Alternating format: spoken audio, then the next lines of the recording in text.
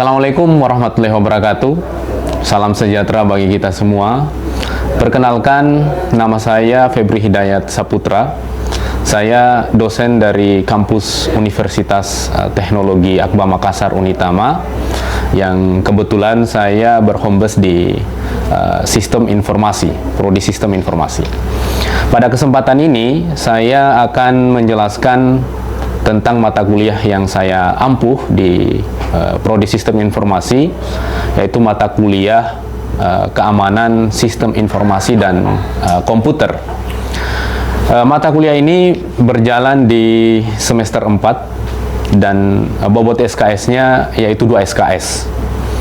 Kemudian adapun deskripsi dari mata kuliah ini,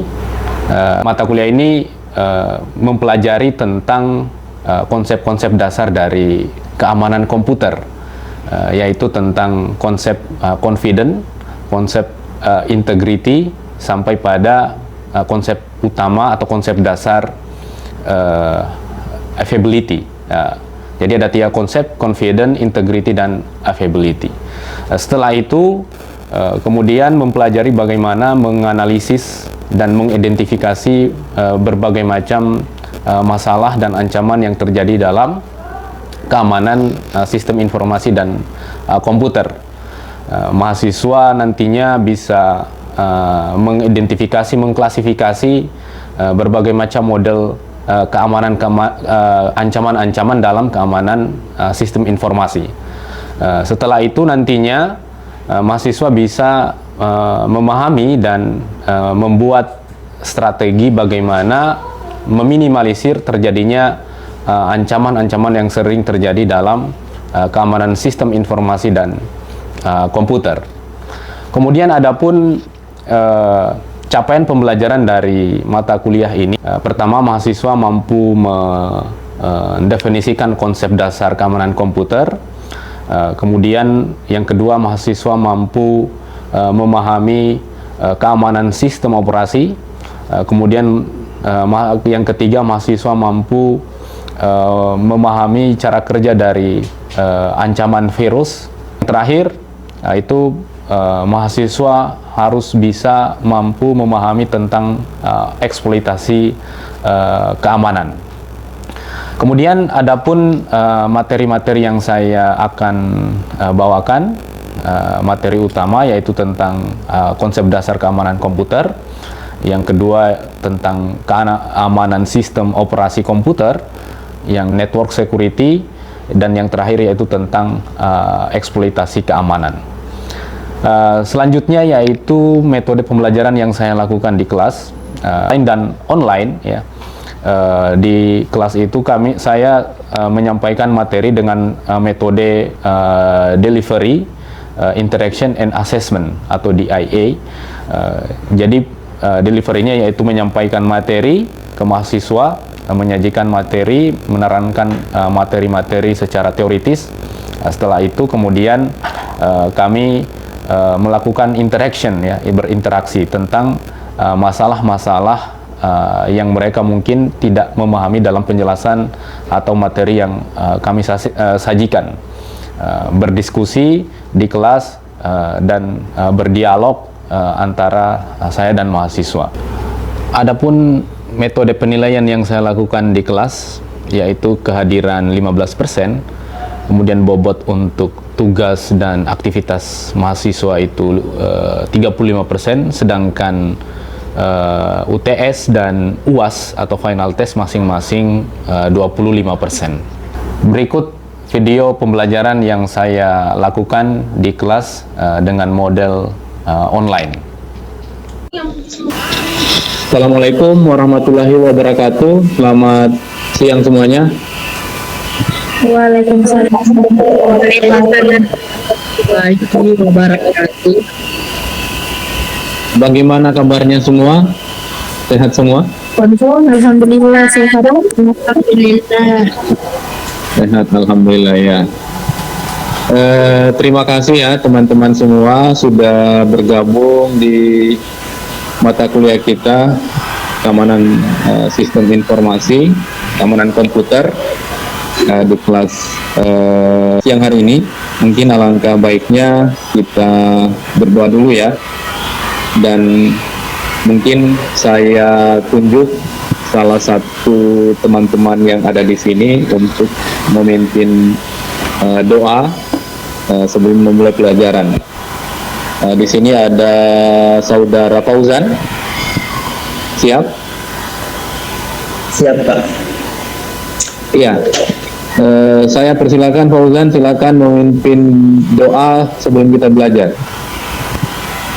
Baik, terima kasih Pak atas kesempatan yang telah diberikan. Baik, kepada teman-teman sekalian, sebelum memulai pembelajaran kita pada hari ini, alangkah baiknya kita berdoa terlebih dahulu. Berdoa dimulai.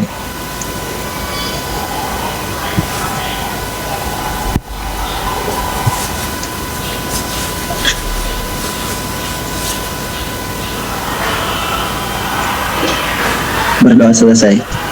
Terima kasih Pak. Ya, terima kasih Fauzan sudah pimpin doa di siang hari ini sebelum kita mulai aktivitas belajar mengajar kita di mata kuliah keamanan komputer. Itu kita sudah membahas atau saya sudah menjelaskan bagaimana roadmap atau apa saja yang akan kita bahas selama satu semester ini. Nah, materi kita pertama tentunya itu pembahasan yang paling mendasar adalah konsep dasar dari keamanan komputer itu sendiri. Ya, jadi kita harus tahu, harus paham bagaimana konsep dasar keamanan komputer. Nah, itu yang paling awal ya, atau paling dasar, paling basic. Kita harus sama-sama paham dulu apa tuh pengertian atau definisi dari keamanan komputer, ya. Teman-teman di sini mungkin sudah pernah dengar ya, atau sudah pernah. Definisi umum ya, kita juga bisa pahami bahwa sebuah keamanan komputer itu ya bisa kita simpulkan adalah bagaimana kita bisa menjamin keamanan dari sumber daya yang ada dalam dunia komputer atau teknologi yang kita kelola. Ya, jadi harus kita jamin keamanannya, ya. Jadi seperti itu. Jadi mulai dari perangkat lunaknya, perangkat kerasnya itu harus dijamin keamanannya, kerahasiaannya, dan apa saja dulu nih yang perlu diamankan. Ya, sebelum kita melangkah pada satu strategi atau konsep bagaimana kita supaya aman ya dari berbagai macam ancaman, terlebih dahulu kita harus memetakan dulu apa yang perlu diamankan ini sebetulnya ya, yang ada di dalam komputer kita. Ya, jadi aset yang perlu diamankan tuh ya secara garis besarnya ada tiga bagian atau tiga pengklasifikasian. Pertama tentunya perangkat keras, yang kedua adalah perangkat lunaknya, kemudian yang ketiga tuh ya data, ya. Jadi perangkat keras, perangkat lunak, dan data-data yang ada di komputer kita, atau biasa juga disebut dengan database, ya.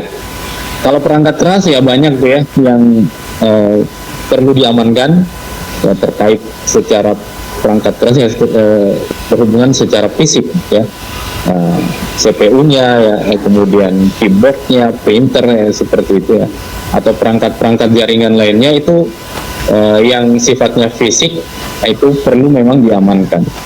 Mengapa perlu diamankan? Ya tentunya banyak ancaman juga ya, apakah itu terkait misalkan virus ya, atau terkait ancaman yang tidak bisa diprediksi kayak bencana alam ya, baik itu komersil atau aplikasi individual, yang tentunya itu semuanya berhubungan sama perangkat lunak atau server. Kemudian yang ketiga ada data. Nah, data ini adalah isi dari komputer atau informasi yang ada dalam komputer kita ya. Ya, data ini penting juga ya. Jadi data ini satu hal yang bisa dikatakan vital dalam hal sistem informasi itu atau keamanan komputer itu. Kemudian kita mengacu kepada konsep utama dari keamanan komputer. Konsepnya itu ada 3 ya, atau biasa disebut dengan triangle, segitiga konsep security komputer. Pertama ada confidence, yang kedua ada integrity, yang ketiga ada availability. Nah, jadi konsep dasar ini harus wajib kita pahami.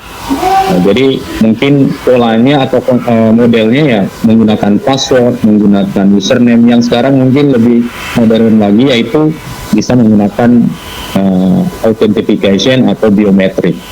Nah, jadi itu pola-pola yang berkaitan dengan konsep pertama itu confidence. Yang kedua yaitu integrity. Integrity ini apa? Integrity ini adalah berhubungan dengan integritas dari keamanan yang kita bangun, Nah, jadi informasi itu ya harus kita jamin keamanannya tidak mengalami kerusakan, ya, tidak mengalami correction istilahnya, ya, tidak mengalami modification, termodifikasi. Karena ancaman-ancaman ketika telah masuk pada sistem informasi kita, pada sistem komputer kita, tentunya akan ada banyak data-data yang bisa dimodifikasi secara leluasa oleh pihak-pihak yang tidak bertanggung jawab. Yang terakhir terkait dengan availability.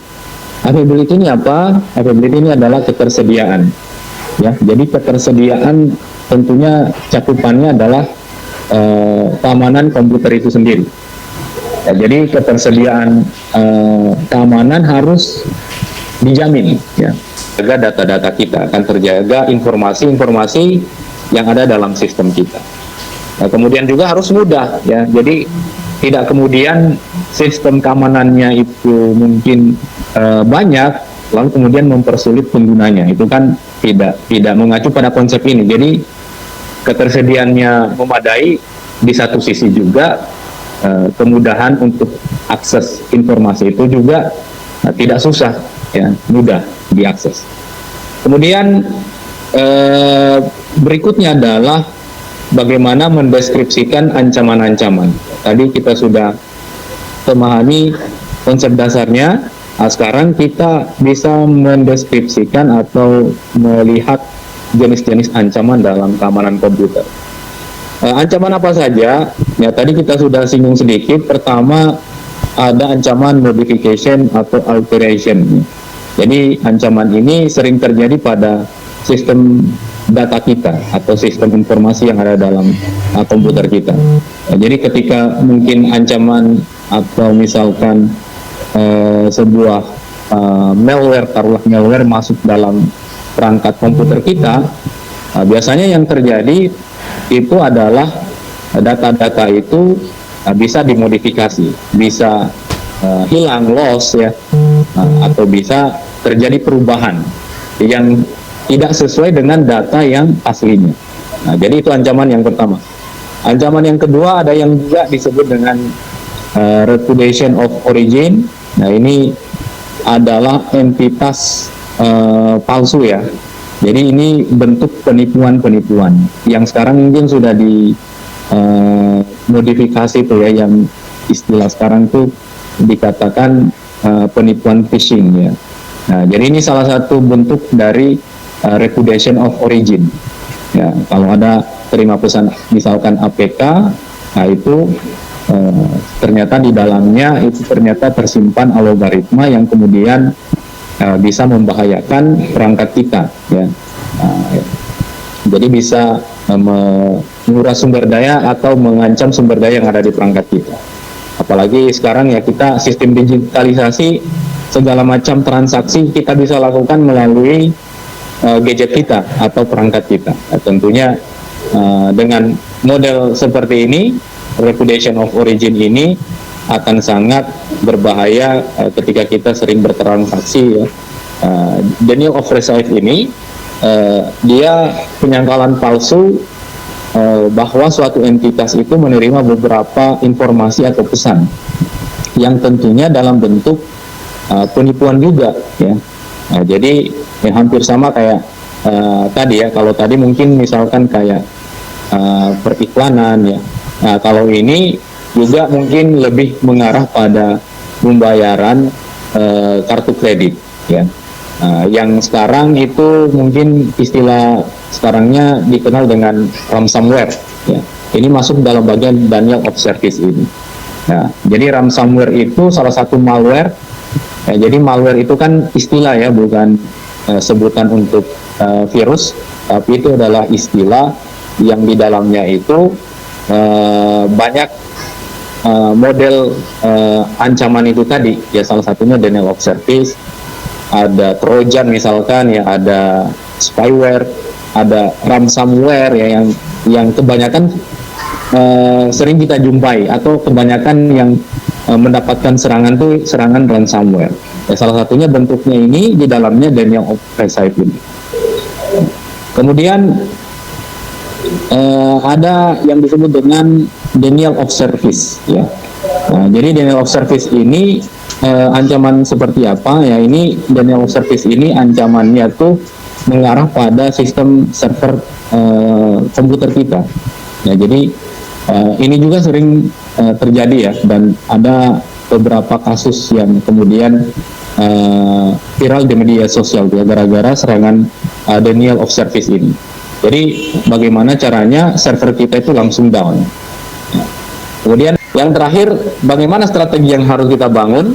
Ya tentunya ada banyak nanti pembahasan-pembahasan terkait dengan keamanan komputer ini. Di pertemuan-pertemuan berikutnya kita akan bahas lebih jauh tentang strategi supaya kemudian kita bisa meminimalisir terjadinya ancaman yang sudah kita jelaskan tadi. Nah, di penjelasan sini ada security polisi, ada kemudian security mechanisms, ada juga prevent, ada juga mendeteksi serangan atau detect, kemudian yang terakhir itu ada yang disebut dengan recovery.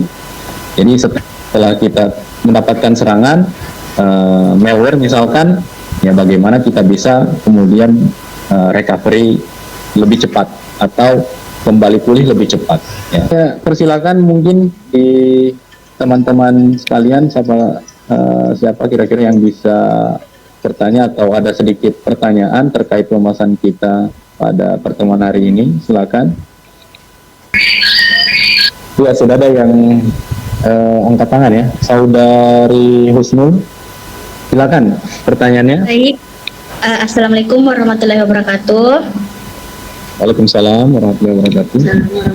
Perkenalkan, saya Husnul Asisa dengan NIM 2022-2125051. Pertanyaan saya yaitu, seberapa penting kita belajar keamanan informasi? Iya, terima kasih Saudari Husnul ya.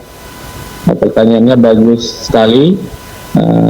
Pertanyaannya dasar banget itu ya. Bagaimana seberapa penting kita belajar keamanan sistem informasi ini atau keamanan komputer.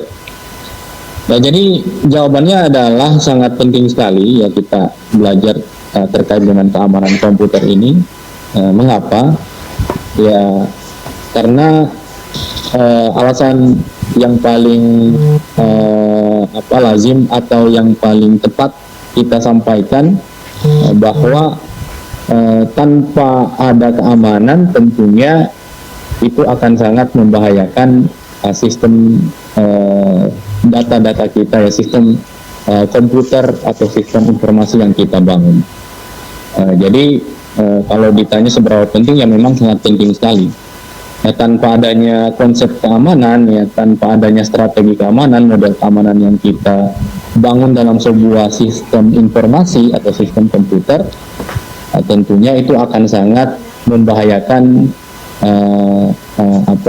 komputer kita, membahayakan sistem kita ya.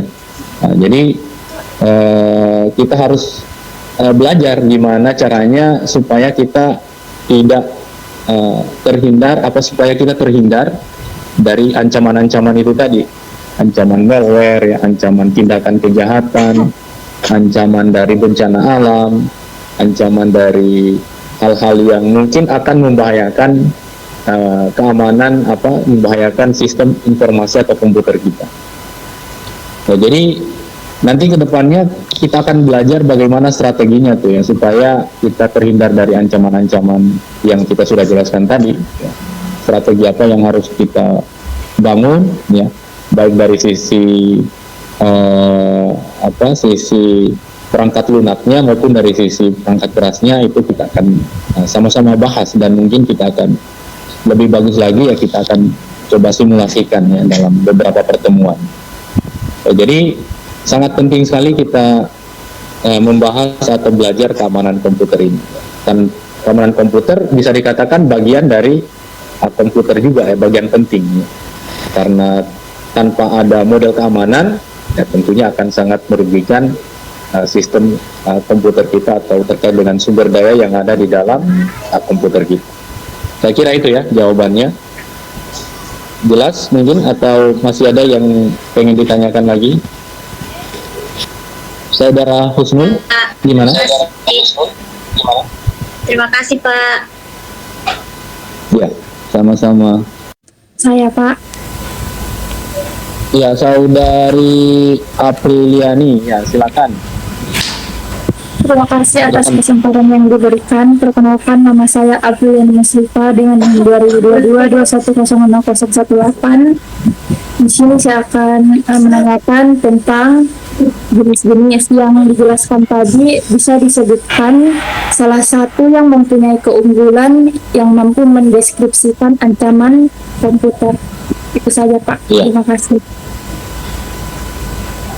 Iya, sama-sama. Pertanyaannya ya bagus juga, terkait dengan ancaman ya, ancaman dalam keamanan komputer ini.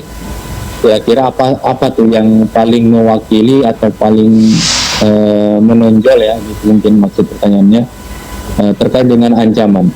Ya, tadi kan sudah kita sama-sama bahas, ada beberapa ancaman, ada denial of service, ada repudiation, modification, yang semua itu sebetulnya ya bisa dikatakan sebuah ancaman yang sering terjadi yang disebut dengan malware ya. Jadi malware itu sebetulnya sudah mampu mendeskripsikan atau sudah bisa mewakili dari seluruh ancaman yang ada sekarang ini ya. Karena isinya memang sangat kompleks ya. Isi malware itu sangat kompleks dan sangat membahayakan. Saya kira kalau kita cari di Google atau mungkin di pertemuan-pertemuan terkait dengan cyber security, maka kesimpulannya ancaman yang paling banyak adalah malware ya. Dan kemudian kalau kita breakdown lagi ke dalamnya lebih detail lagi, nah itu ancaman yang paling banyak adalah ransomware. Ya, ransomware itu sudah bisa mewakili secara menyeluruh itu. Jadi hampir semua orang atau hampir semua instansi-instansi besar tuh sudah tentunya mendapatkan serangan ransomware ya. Nah, ransomware itu bagian dari malware. Nah, jadi sama tuh. Nah, jadi saya ulangi lagi, malware itu istilah, ransomware ini adalah nama dari ancaman. Ya, sudah ada yang angkat tangan, saudari Nurul. Ya, silakan Nurul. Baik, terima kasih atas kesempatannya. Jadi kan tadi sudah dijelaskan beberapa jenis-jenis serangan keamanan komputer. Iya. Mungkin bisa diberikan salah satu contoh dari serangan denial of service yang mungkin pernah terjadi. Oh iya. Terima kasih pertanyaannya, bagus sekali pertanyaannya ya dari saudari Nurul terkait ancaman juga nih. Yang contohnya mungkin ya, contoh yang pernah ada ya, lebih tepatnya ancaman denial of service, DDoS ya. Ya, yang pernah terjadi tuh yang ini ya, yang familiar, yang terangkat sampai di media massa, Itu kalau tidak salah di 2014 ya. Uh, uh, media informasi yang terkenal CNN ya pernah mendapatkan serangan DDoS. Ya, media CNN itu pernah mendapatkan serangan DDoS itu di tahun 2004. Jadi CNN kan punya satu website ya yang di dalamnya tuh ya semuanya informasi berita ya, news. Nah, jadi mereka mendapatkan serangan model DDoS ini. Jadi polanya itu DDoS kan ada 3 ya cara kerjanya. Pertama yaitu menyerang secara aplikasi web, kemudian menyerang protokol, lalu yang ketiga tuh menyerang secara volumetrik. Nah di kasusnya CNN ini itu dia polanya tuh secara volumetrik. Volumetrik ini seperti apa? Volumetrik itu dia menyerang server ya dengan cara kerja botnet ya. Jadi teman-teman mungkin pernah dengar model robot gitu ya yang dikendalikan sama sistem robot yang merequest untuk permintaan ke halaman URL-nya CNN. Itu sampai berjuta-juta kali ya permintaan secara bersamaan, dan itu pastinya akan melumpuhkan traffic lalu lintas jaringan yang ada dalam satu sistem. Dan itu dialamin tuh ya sama Daniel CNN. Kemudian ada juga kejadian terakhir di kasusnya yang sering main PlayStation ya, itu masih hangat juga tuh ya di tahun 2018-an tuh. Nah, jadi PlayStation itu kan ada satu model untuk online ya. Nah, jadi mereka pernah mendapatkan serangan DDoS juga. Nah, jadi yang main game secara online itu nggak bisa ya, karena diserang dia pola serangannya model yang kedua, yaitu model protokol yang menyerang protokol jaringan. Jadi kan kalau kita main game online itu kita dibantu sama 2 protokol ya, yaitu TCP sama UDP. Jadi kalau yang sering main game mabar gitu, itu sebetulnya hakikatnya itu ancamannya besar juga tuh, karena hakikatnya kita melakukan pertukaran data secara online itu nggak bisa sama sekali. Nah itu kira-kira contoh-contohnya seperti itu. Ada lagi mungkin yang ditanyakan? Jadi bagaimana itu Pak caranya supaya terhindar dari serangan keamanan komputer yang disebutkan tadi? Caranya yang paling bagus tuh, yang paling mudah, bagus, maksimal mungkin aktifkan firewall. Nah, jadi firewallnya harus mesti diaktifkan, karena firewall itu hakikatnya ya melindungi kita dari segala macam tindakan kejahatan yang ada dalam jaringan internet. Nah, jadi kalau kita pengguna Windows ya itu kan mudah aja tuh ya, tinggal diaktifkan firewallnya. Atau mungkin sering update sistem operasinya, sistem Androidnya sering diupdate jadi perangkatnya. Karena itu biasanya kalau update itu lebih banyak update sistem security-nya dia. Nah, jadi otomatis itu akan meminimalisir terjadinya serangan-serangan kayak gitu. Ya, kalau umpamanya jaringannya besar ya mungkin tentunya firewall-nya juga harus dikembangin lebih bagus lagi ya. Sekarang ada proxy, ada kalau di Linux ya punya IP tables, ada anypod yang bisa memonitoring lalu lintas jaringan.